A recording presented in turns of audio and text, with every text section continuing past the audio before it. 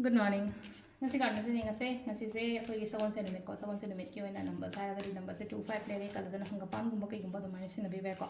alo amna ko ni chak thong da ha pa ya ba se yelo machu ki cha ba ya ba pot hadi machu gumba oi be ai ko hanga pan machu ha ga di machu se yang ngang se turmeric se ko da mai ha pa ya saffron gumba kai gumba mana ka tang ha pi be ko ko plau ga da ra ga de amai ta ro ko du ma le re ko do ha ma da hadi Thursday ha ne ko Thursday ki money manifestations money ritual ko hadi ate te le no ko macha macha sum aina ha pa me am do ha ta ko hadi pesha rong sha gi to ba ya ba ko pa ya ba sige nahan hanga ko hadi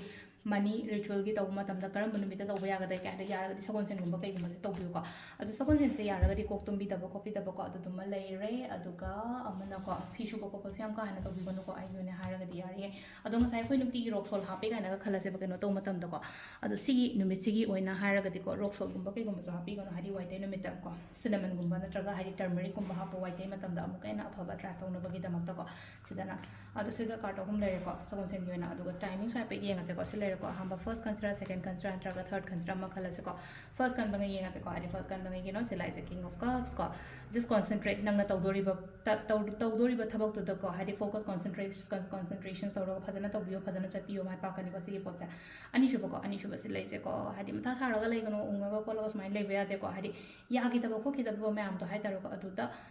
regret hai tar ko regret chara ga lai gano hai bani ko se lai se ko hadi ai ya gi record ke drain ko ado ngasai ya gi dram ni na aya ba de yeng tare bang ka se number 2 khan ba le ko number 3 ko number 3 na se lai se ko koi impress card han la ko hadi impress se la ko matam se da result fruitful oi ba result hadi ni thabak to matam da ngasi ko na hadi result se katang fruitful oi ba na hangai kui na ko hona jara iba ko le ba mam se ko I want the result se phana la ko pa na da ma tar la ko se na koi gi card ki message ko timing se mari ga minute kun manga da gi na tar ko minute tare phang le ko adagi mapan ga minute kun ra ma thoi da na pung aniga minute kun tha tare phang le ko adagi pung mari ga minute tram pan dai na akoi gi pung nipan ga minute kun tha tare phang le ko aduga mana trama thoi ga minute tarom doi da gi na 12 ga minute kun tha ma thoi phang le re aduga nongalam dai gi na pung amaga minute ni phoma pan dai na nongan bagi mari ga minute kun mari phang le ko se na koi gi ngasi gi oina afaba timing ko adu se da le re koi gi daily card message ma'am thank you